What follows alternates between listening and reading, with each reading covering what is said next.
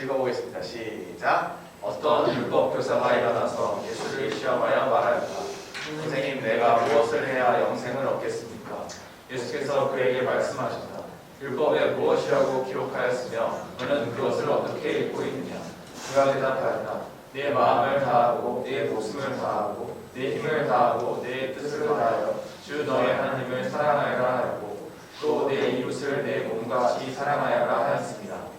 예수께서 그에게 말씀하셨다. 내 대답이 옳다. 그대로 행하여라. 그리하면 살 것이다. 그런데 그 율법 교사는 자기를 옳게 보이고 싶어서 예수께 말하였다. 그러면 내 이웃이 누구입니까? 예수께서 대답하셨다. 어떤 사람이 예루살렘에서 여리고로 내려가다가 강도들을 만나다. 강도들이 그 옷을 벗기고 때려서 거의 죽게 된 채로 내버려 두었다. 마침 어떤 제사장이 그 길로 내려가다가 그 사람을 보고 피하여 지나갔다. 이와 같이 레위 사람도 그곳에 이르러 그 사람을 보고 피하여 지나갔다. 그러나 어떤 사마리아 사람은 길을 가다가 그 사람이 있는 곳에 이르러 그를 보고 친근한 마음이 들어서 가까이 가서 그 상처에 올리브 기름과 포도주를 붓고 싸맨 다음에 자기 짐승에 태워서 여관으로 데려가서 돌보아 주었다. 다음날 그는 2 데나리온을 꺼내서 여관 주인에게 주고 말하기를 이 사람을 돌보아 주십시오. 비용이 더 들면 내가 돌아오는 길에 갚겠습니다 하였다. 너는 이 세 사람 가운데서 누가 강도 만난 사람에게 이웃이 되어 주었다고 생각하느냐? 그가 대답하였다. 자비를 베푼 사람입니다. 예수께서 그에게 말씀하셨다. 가서 너도 이와 같이 하여라. 아멘. 네. 다들 잘 지냈나요? 요즘 이제 날씨도 추워지고 감기 조심하시기 바랍니다. 감기도 조심하고 또 시험 아직 치고 있는 애들도 있어가지고 시험도 잘 치고 어쨌든 우리 이렇게 어려운 가운데 잘 지냈으면 좋겠습니다. 오늘의 말씀 율법 교사라는 사람이 나오죠. 율법을 가르칠 사람, 가르칠 정도로 잘 아는 사람, 율법 교사인데 예수님을 한번 이제 잘 알고 있나, 자기보다 이제 예수님이 고수인지 하수인지 이제 알아보려고 물어봅니다. 선생님, 내가 뭘 해야 영생을 얻을까요? 하나님의 곁에서 영원한 생명을 얻을 수 있을까요? 이렇게 물어봅니다. 그러니까 예수님이 다시 이렇게 되물어보죠. 율법에는 어떻게 쓰여져 있고, 율법이라는 건 성경책이죠. 성경책에는 어떻게 쓰여져 있고, 너는 그걸 어떻게 이해하고 있냐 이렇게 물어보니까 자기가 이해하는 거를 이제 넌 어떻게 이해하고 있니? 라고 이제 물어본 거죠. 왜냐하면 사람은 자기가 믿고 싶은 것만 믿기 때문에 또 너의 관점을 한번 들여다보자 이렇게 물어봅니다. 예수님께서. 그러니까 이 율법 교사는 아주 이제 정답 같은 말을 해요. 처음부터 이제 예수님을 뽑주기 위해서 물었으니까 이제 내 마음을 다하고 내 목숨을 다하고 내 힘을 다하고 내 뜻을 다하여 하나님을 사랑하여라 했습니다. 또 그리고 내 이웃을 내 몸과 같이 사랑하라 했습니다. 제가 다 알고 있습니다. 이렇게 얘기를 해요. 아주 이제 정답을 얘기한 거죠. 왜냐하면은 여기서 자기가 정답을 얘기해야 자기를 이제 자기 반대편에서 자기에게 물어오는 예수님이 잘못되었다는 것을 이제 꼬집을 수 있으니까. 어떻게 보면 이제 예수님을 함정에 빠뜨리려고 이런 얘기를 한 거예요. 그래서 이 정답 같은 대답을 두고 잘못되었다고 하면은 어디 이제 성경 말씀을 두고 틀렸다고 하냐 하고 이 말이 맞다라고 물으면은 이제 제가 하는 말은 다 맞는데 왜 반대하시냐 이런 식으로 함정에 빠뜨리고 비판을 하려고 생각을 했던 거죠. 예수님은 이제 그래서 율법 교사에게 네 말이 맞다, 그대로 행하면 된다, 그러면은 살 것이다 이렇게 대답을 합니다. 율법 교사는 이제 거의 속으로 이제 생각을 했을 거예요. 이제 내 의도대로 다 됐다. 그래서 내가 최종적으로 맞다는 걸 증명을 해야겠다 싶어서 마지막으로 묻습니다. 그러면은 내 이웃이 누구입니까? 내가 지금 누구를 사랑하고 있는지 아시지 않습니까? 몰라서 물은 게 아닙니다. 이미 자기는 자기 이웃들을 충분히 돕고 있다고 생각하기 때문에 자신 있게 이거를 물어본 거예요. 그래서 자기가 이제 성경 말씀을 다 율법을 다 지키고 살고 있다는 것을 예수님이 인정하게끔 하려고 이런 질문을 한 거예요. 어떻게 보면 답정너죠. 하지만 예수님은 그에게 갑자기 착한 사마리아 사람의 이야기를 들려주기 시작합니다. 그리고 착한 사마리아 사람의 이야기라 여러분들도 많이 들어보셨을 거예요. 이 선한 사마리아법이라는 게 있죠. 위기에 처한 사람을 구해 주어야 한다는 거. 자살을 하는 사람을 방임하면 안 된다. 자살 방조죄가 있잖아, 우리나라에도. 뭐 그런 의미로 많이 이제 여러분들도 들어본 적이 있을 거예요. 그래서 이 선한 사마리아의 이야기가 어떤 거냐면, 어떤 사람이 예루살렘에서 여리고로 내려가고 있었다. 뭐 우리 서울에서 부산 가고 있었다, 이렇게 생각하면 편할 것 같아요. 그런데 강도를 만나서 다 터집니다. 가지고 있는 거, 입고 있는 옷, 그리고 몸도 이제 막 칼빵 맞고 이렇게 버려져 있는 거죠. 버려져 있는데 그 길에 이제 세 사람이 입장합니다. 첫 번째로는 제사장이 지나가요. 제사장은 철저히 율법을 위한 사람이었어요. 그래서 율법의 규칙 중에는 부정한 것과 접촉하지 말라. 피도 그렇고 죽은 시체도 그렇고, 그러니까 뭐 사람이 이렇게 칼 맞고 버려져 있으니까 아, 저 사람 죽었구나 이렇게 해서 피해서 돌아가는 거죠. 그래서 이 제사장은 어쨌든 율법을 지키기 위해서 이 사람을 버려두고 갑니다. 그래서 두 번째로 지나가는 사람은 레위 사람도 제사장을 보조하는 어떤 그런 직무를 맡은 사람이었어요. 그렇기 때문에 그 사람들도 율법을 먼저 생각하고, 아, 저건 부정한 사람의 시체일 수도 있으니까 내가 돌아가야겠다. 사람이 쓰러져 있는데 일단 시체일 수도 있으니까 내가 율법을 지키냐 마냐, 이 문제부터 생각을 한 거죠. 어쨌든 그 사람들은 그렇게 생각을 했으니까 시체를 버려두고, 시체는 아니죠, 아직 죽진 않았어요. 근데 이 사람을 두고 돌아갑니다. 피해서, 닿지 않기 위해서. 더럽고 부정하니까. 이제 마지막으로 지나간 사람이 있는데 그 사람이 사마리아 사람입니다. 사마리아 사람이라는 거는 사실 성경에 많이 등장하는 표현인데, 유대인들은 사마리아 사람을 되게 싫어합니다. 약간 북한 사람 느낌이에요. 왜냐하면은 사마리아 사람들은 순수한 유대인의 핏줄이 아니기 때문에. 이제 이스라엘이 남북 분단이 되고 사마리아가 다 이제 털리게 되면서 외국 군대가 사마리아에 들어오게 되죠. 근데 이제 그 외국 군대의 사람들이 그 땅에 계속 살면서 원래 사마리아 사람들과 핏줄이 막 섞이게 되는 거예요. 그래서 쉽게 얘기하자면 요즘으로 치자면 외국 혼혈이라고 되게 그 사람들을 싫어하는 것, 인종차별하는 것과 비슷하다고 보면 되겠습니다.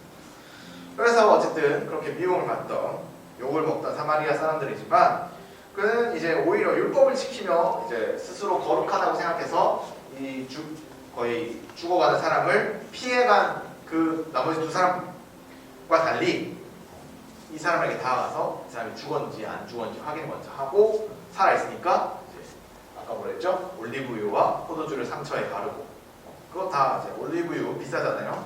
여러분들 올리브유 비쌉니다. 네. 10,000원이 넘어요. 1리터에. 그리고 포도주도 비싸잖아요. 그렇죠? 그런 것들 다 발라주고 이 사람을 싣고 가서 어디 중앙이나 이런 데에서 이제 보살핌을 받도록 해줍니다. 왜 그랬을까? 딴 거 없어요. 그냥 측은한 마음이 들었기 때문에. 이 사람 불쌍하다. 도움이 필요하니까. 그 사람의 이제 아픔이 느껴지고, 내가 공감이 되고, 그래서 이 사람이 어쨌든 잘 살았으면 좋겠다. 다시 회복을 잘 했으면 좋겠다. 이 마음이 그냥 인간적인 마음이에요. 누구나 할 수 있는 그런 마음이 들었기 때문에 이 사람 도와주는 거죠. 하지만 이제 좀 멋있는 점은 자신의 어떤 가진 것을 다 써가면서 이 사람을 도왔다는 거. 다른 사람들은 다 이 사람이 죽어가는 걸 보면서도 자기의 어떤 그런 신념과 율법을 지키기 위해서 그 사람을 버려두고 갔지만, 이 사람은 오히려 인간적인 마음을 먼저 생각했다는 거예요. 그래서 이제 도와주고 갔다는 그런 이야기를 예수님께서 율법 교사에게, 자기를 꼭 주고 싶어 하던 그 사람에게 얘기를 해준 거죠. 그러면서 이제 이렇게 말씀하십니다. 넌 이 세 사람 중에서, 제사장과 레위 사람과 사마리아 사람 중에서 누가 강도 만나서 길바닥에 쓰러진 사람에게 이웃이 되어 주었다고 생각하느냐? 딱 알 수 있잖아요. 자비를 베푼 사람입니다. 가서 너도 이렇게 해라. 이 말은 뭐예요? 너도 도움이 필요한 사람들에게 도와줘라. 율법이나 이런 거 따지지 말고. 이런 얘기입니다. 이 말씀은 하나님이 우리에게 말씀하신 이웃을 사랑해라, 네 친구를 사랑해라, 이런 말씀을 어떻게 해야 될지를 이제 잘 보여주는 말씀입니다. 사랑의 방법, 사랑의 기술, 영어로는 아트 오브 러브 이렇게 할 수 있겠는데, 그래서 왜냐하면 이게, 자 지금부터 잘 들어봐봐. 지금까지 이제 성경 얘기를 했잖아. 근데 사실 이제 지금부터 중요해요. 이 성경에서 우리가 뭘 알 수 있는가? 사실 이제 인간이라면 누구나 이제 사랑을 원하잖아요. 사랑을 받고 싶고 사랑이 필요합니다. 사랑이 없이 자란 사람들은 또 참 마음이 병들어가죠. 그렇기 때문에 지금 이 사랑의 방법, 사랑의 기술에 대한 이 말씀은 우리에게 상당히 중요한 말씀이라고 할 수 있어요. 오늘의 이제 성경 말씀에서 예수님이 전하시는 사랑의 방법을 한마디로 얘기를 하자면 나머지 두 사람은 그냥 율법을 지켜야 되니까 이 사람을 사랑하지 못했어요. 근데 나머지 한 사람은 사랑하는 마음을 앞세워서 사랑을 했죠. 그래서 한마디로 얘기하자면은 사랑에는 조건을 따지지 말아라 이 얘기예요. 그래서 사랑이 무조건적으로 베풀어져야 된다 이 얘기를 예수님께서 하고 있는 거예요. 무조건적인 사랑이라고 하면 사실 여러분들도 사실 뭐 부모님의 무조건적인 사랑 뭐 이렇게 생각할 수도 있고 뭐 여러 가지 뭐 무조건적인 사랑에 대한 아름다운 얘기들을 학교 수업 시간이나 뭐 책을 통해서 접해봤을 겁니다. 근데 이 말을 무조건적인 사랑 뭐 그게 남녀의 사랑일 수도 있고 부모 자식 간의 사랑일 수도 있고 친구의 사랑일 수도 있고 여러 가지 사랑의 종류에 다 적용될 수 있지만 굉장히 보기도 좋고 듣기도 좋고 함에도 불구하고 실제로 내가 경험은 잘 해본 적이 없는 그런 사랑일 수 있어요. 그런 경우가 많겠죠. 왜냐하면은 실제로 내가 이제 사랑을 한다고 생각했을 때 내가 뭔가 누군가를 좋아하거나 사랑해 주어야 된다고 생각했을 때 뭔가 이유를 찾게 되기 때문이에요. 그리고 내가 사랑하는 것들 다 보면은 다 이유가 있어. 우리가 좋아하고 애정하고 아끼는 모든 것을 다 보면은 이유가 있단 말이죠. 우리가 뭐야? 게임도야 내가 이거 하는 데는 이유가 있어. 이게 재밌으니까. 저걸 안 하고 이 게임을 하는 이유가 있잖아. 그죠? 내가 어떤 연예인의 팬이다. 그럼 그 연예인을 좋아하는 이유가 있어. 적절한 날티 그리고 적절한 잘생김 뭐 너무 잘생겨도 싫고 뭐 그런 애들 있더라고. 어쨌든 전 이해해요. 네. 어쨌든 그런 이유가 다 있잖아. 내가 원하는 정도가 있단 말이야. 그 연예인에 대해서도. 그리고 뭐 멋지든 예쁘든 개념이 있든 노래가 좋든 뭐 사소하지만 내 이유가 다 있죠. 내가 어떤 선생님을 좋아한다. 그러니까 선생님을 막 엄청 막 인간적으로 막 과격하게 좋아하는 거 말고도 그냥 약간 선생님을 좋게 생각할 수 있잖아. 이 쌤 마음에 들어. 뭐 이렇게 얘기하는 것들. 그리고 친구를 좋아하는 걔는 나랑 좀 잘 맞는 것 같아. 이렇게 얘기하는 거에도 어떻게 보면은 다 생각해보면 이유가 있단 말이죠. 나한테 잘해준다거나 나랑 얘기가 잘 통한다거나 뭐 심지어 뭐 같은 동네에 살고 같은 학원을 다닌다거나 이런 이유가 다 있어요. 그래서 뭐 물건에도 내가 좋아하는 물건도 다 이유가 있잖아. 뭐 이거는 약간 내 손에 맞다. 나는 아이폰이 좋더라. 애플 감성 있어서 좋더라. 뭐 이런 것들 이유가 있어요. 그러다 보니까 우리가 누군가를 사랑해야겠다. 뭔가 또 사랑을 베풀어 줘야겠다. 이런 생각을 하게 되면은 사랑해야 할 만한 이 사람이 이 대상이 사랑받을 만한지 이유를 찾게 됩니다. 근데 이 이유라는 거를 다른 말로 하면 뭐야? 조건이에요. 조건. 어느샌가 사랑이라는 거는 조건이 달리게 되고 조건을 먼저 보게 됩니다. 그리고 이 이제 조건이라는 게 사실 여러분들 시기에는 사실 적은 거예요. 점점 나이가 들어가면 들어갈수록 조건은 많아지고 더 높아집니다. 이렇게 조건이라는 벽이 생기는 순간, 뭔가 생기는 순간 우리 사랑은 이 조건에 걸려서 뻗어나갈 수가 없게 돼요. 율법 교사가 그랬듯이 율법이라는 조건에 맞춰서 그 사람을 가려가면서 사랑하게 되는 거예요. 사랑이라는 게 너무 좋고 사람을 살리는 것이고 또 예수님도 하시고 또 우리에게 꼭 필요한 것이지만 조건이라는 벽 속에 갇힘으로써 이기적인 사랑이 되는 거예요. 이기적인 사랑. 이런 이기적인 사랑은 어때? 물도 고이면 썩듯이 사람을 병들게 한다는 거예요. 실제로 이기적인 사랑에 많은 피해자들이 있죠. 많은 부모님들이 자녀들을 무조건적으로 사랑한다기보다는 조건적으로 사랑할 때가 있어요. 시험을 잘 쳐야 내 자식이고 사고를 안 쳐야 내 자식이고 시험 망치면 쫓겨나고 쫓겨나지 않겠지만 그렇더라 쫓겨나지 않더라도 여러분들도 뭐 그런 경험이 있을 거 아니에요. 비교를 당한다거나 뭔가 부모님의 압박을 당한다거나 그런 것들이 있다는 거예요. 부모님으로부터 상처를 받을 수 있단 말이에요. 가장 가까운 사람, 무조건적으로 날 사랑해 줄 거라고 생각했던 사람이 오히려 나를 상처 입히는 경우가 있단 말이죠.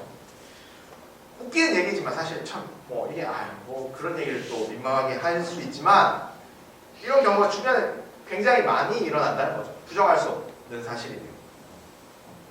저도 부모님한테 그런 상처들이 사실 없었다고 할 수는 없죠. 그리고 여러분들도 생각해보면은 있을 수도 있겠죠. 오히려 이제 그래서 부모님이 자녀를 어떤 상황에서도 품어주는 안식처처럼 느껴지기보다는 가끔 심판자나 감시자처럼 느껴질 때도 있을 거예요. 그래서 이제 여러분들 이제 20살 넘어가는 순간 이제 대학생들이나 뭐 성인 되어가지고 막 인터넷에 막 올리고 참 저는 애정결핍인 것 같아요. 저는 자존감에 문제가 있어요. 다 그런 무조건적인 사랑을 경험하지 못했기 때문에 그런 거죠. 저도 마찬가지. 저도 그런 부분들이 내 안에도 있구나 라는 걸 발견하곤 해요. 예수님은 이렇게 조건적인 사랑을 하는 사람들에게 이렇게 얘기하십니다. 마태복음 5장 46에서 47절 이렇게 얘기해요. 너희를 사랑하는 사람만 너희가 사랑하면 무슨 상을 받겠느냐. 세리도 그만큼은 하지 않겠냐. 이거는 잘하는 게 아니다라는 거죠. 이유를 따지고 조건을 보는 사랑은 누구나 할 수 있다는 거예요. 나쁜 사람도 그렇게 사랑할 수 있다. 예수님께서 말씀하고자 하신 점 중에 가장 중요한 거는 사람들에게 정말 필요한 사랑은 그런 이유나 조건이 없는 사랑이다. 이거를 전하고자 하셨던 거죠. 사실 뭐 여기까지는 이런 내용은 여러분들도 많이 듣고 이미 알고 있었던 내용일 거예요. 세상에 뭐 조건 없는 사랑이 필요하다. 무조건적인 사랑을 하자. 이런 얘기 다들 들어봤잖아. 그건 알겠어. 근데 이걸 이제 우리가 하려면 되게 어렵다는 거죠. 우리가 받기도 어렵고 우리가 하기도 어려운 게 사실입니다. 저도 이제 저랑 안 맞는 사람이 있으면 진짜 제가 호불호가 되게 강한 사람이라서 성경 말씀 보면서 기도하면서 그래 사랑해야지, 저 사람 품어줘야지 라고 생각하다가도 이렇게 늦게 오고 여러분들이 늦게 오거나 말을 안 듣거나 이러면은 갑자기 이제 그 요즘에 뇌파 게임 뭐였지? 런닝맨에 나왔나? 뭐 그런 것들 뇌파가 이제 막 돌아가죠. 심장 박동이 올라가는 거예요. 열받는 거죠. 그럼 이렇게 어려운데 어떻게 해야 이 사랑이라는 걸 할 수 있을까? 무조건적으로 내가 어떻게 할 수 있을까? 어떻게 해야 이런 조건을 따지지 않고 사랑할 수 있을까라는 거 한번 생각해 보게 됩니다. 저는 이걸 고민하다가 이런 생각을 하게 됐어요. 사랑을 하기 위해서, 사랑을 실천하기 위해서는 이유가 아니라 기회를 찾았으면 좋겠다. 물 한 잔 마실게.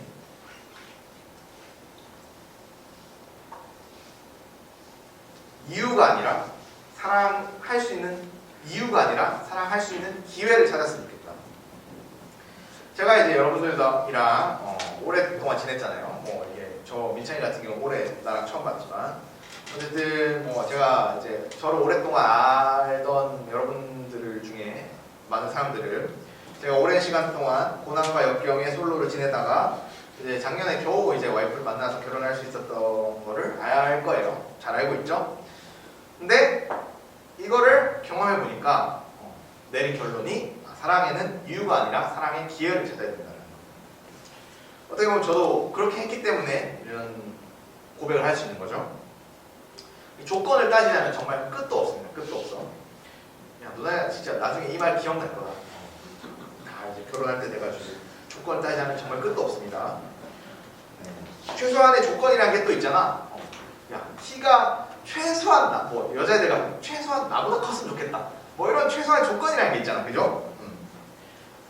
남자 같은 경우에는 덩치가 그래도 나보다 작았으면 좋겠다 라거나 이런 최소한의 조건이 누구나 있을 거라고요. 사람마다.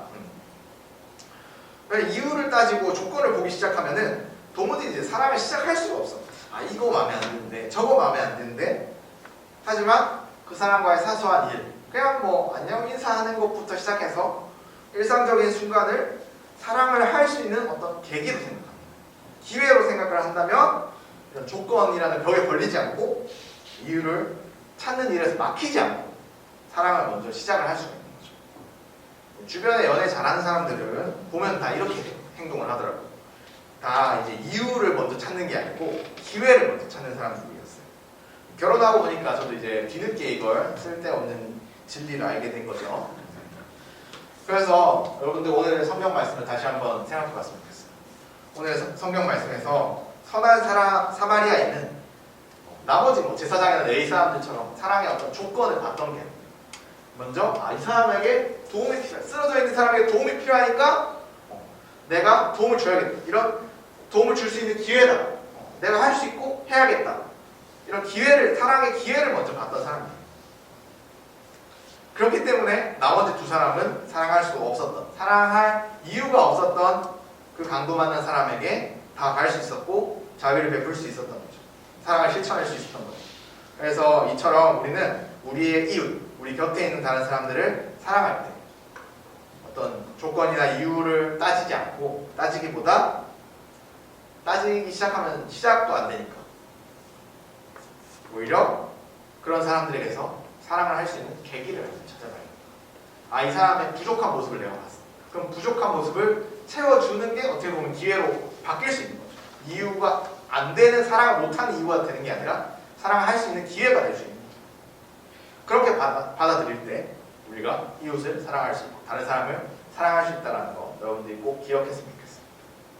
오늘의 이 말씀을 기억하면서 언젠가 여러분들이 잘 살아가셨으면 좋겠어요. 이유와 조건을 찾기보다 사랑할 수 있는 기회와 계기를 찾자. 그래서 이웃을 사랑하고 하나님을 사랑하는 모든 BTS 공동체 여러분 되기를 소망합니다.